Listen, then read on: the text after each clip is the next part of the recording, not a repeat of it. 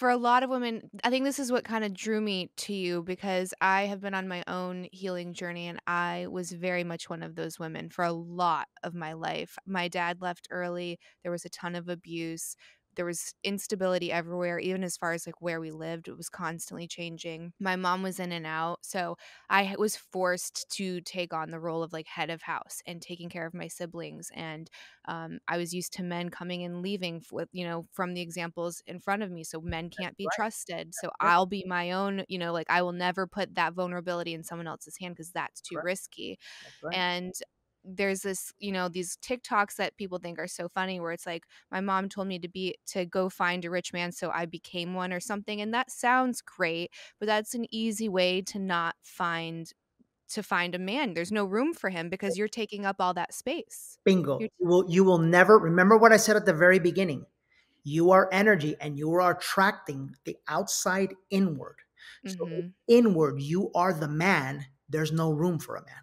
Mhm. There's no room for a line man for sure as hell. There's no room for them. Right. One Even when you do attract that man, because we see it, I'm not going to name any names, but we see it with all the celebrities, Mhm. all the powerful women that, listen, I'll just say we saw it all at the Grammys this weekend, right? We see it. And we see, God bless her, but J-Lo, for example, Yeah. right? Like God bless her, she's not in her feminine. No. She's too busy trying to be Jenny from the block. She's too busy trying to create an empire. Yep. He's too busy trying to build something, which there's nothing wrong with that. Just understand there's no room for a man. Mhm. There's no room for a man when you are the man, right? And Mhm. so people ask me all the time, like, do you think J Lo and Ben Affleck are gonna like last? Number one, you never know what people are like in their home, so I don't like to speak on that. But I will tell you a couple of things that you should like think of before you get into a relationship. Number one, if you go from one relationship to a next, you're practically going from one trauma to the next.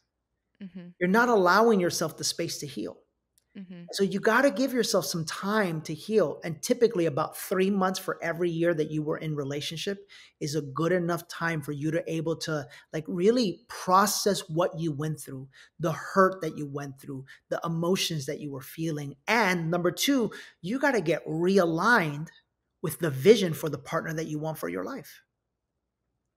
Because if you're not aligned with the vision for the partner that you want for your life, you're going to keep attracting Exactly. default. So it's just easier to go back to an ex. It's just easier to go because you just, quite frankly, either you're horny or you're alone and you don't like being either of those. You cannot sit still within your own self. That is called being in control of your body, your mind, your heart, and your soul. That is called being an awakened human being. Mhm. It's so funny because for a lot of people, I think that doesn't make sense because you think someone like J-Lo and you're like, that is the epitome of feminine because she's so stunning. And that's kind of what we associate, again, is the outside. And that's what we think is the feminine. And it is an energetic space. It's not, how gorgeous you are because obviously she is. But when Absolutely. you see that interaction, it's like, no, you are just like, you're not being vulnerable. And to me, that softness and surrender is when you are in your feminine. That's right. Mhm. Absolutely. When you were talking about not opening up during sex, I'm so glad you said that because I think it brings a more realistic, tangible, maybe more comfortable example for some people where they're like, "No, this is too woo." For any woman that's listening, if you are questioning this, I highly recommend that you go to a pelvic floor therapist where they can do biofeedback and they will kind of check the tension internally. When I first started going, because I started going with my first pregnancy, and they were like, "Whoa, you haven't relaxed this entire 30-minute session."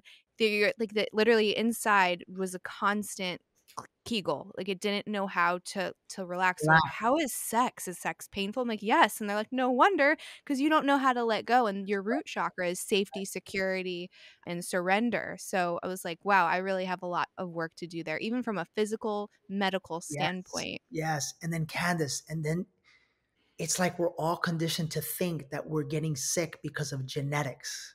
No, Yes. it's because of energy. It's trapped energy in your body.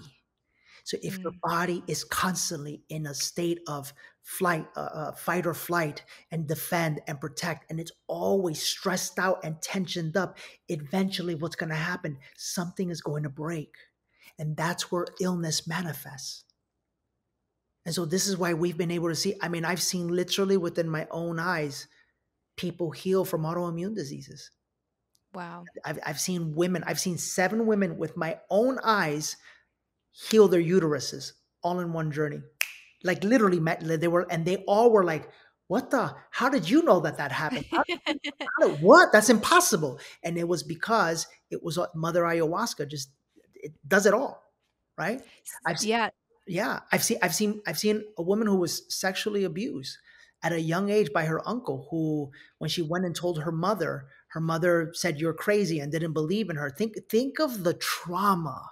Oof. Think of the trauma that a little girl has to go through. Like, just think of the letdown. Right? The Mhm. one person in life that you should be able to count on, your mother or your father, right? Think about that.